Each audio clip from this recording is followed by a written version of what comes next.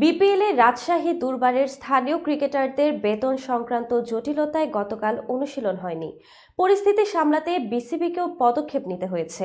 তবে ফ্র্যাঞ্চাইজির পক্ষ থেকে জানানো হয়েছে আজ বেতন পরিশোধ করা হবে। দুর্বারের অপারেশন ইনচার্জ জায়েদ আহমেদ জানান, দলের মালিক শফিক রহমানের স্ত্রী বিপিএলের এক ম্যাচ চলাকালে হাতে বল লাগায় আহত হন।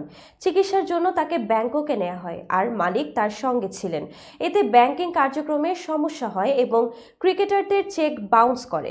বিপিএল শুরুর আগে খেলোয়াড়দের 50% বেতন দেওয়ার নিয়ম থাকলেও 30 ডিসেম্বর অধিনায়ক এনামুল হক জানান তারা কোনো টাকা পাননি। 6 জানুয়ারি বিদেশি খেলোয়াড়দের 25% বেতন দেয়া হলেও স্থানীয় ক্রিকেটাররা বঞ্চিত হন।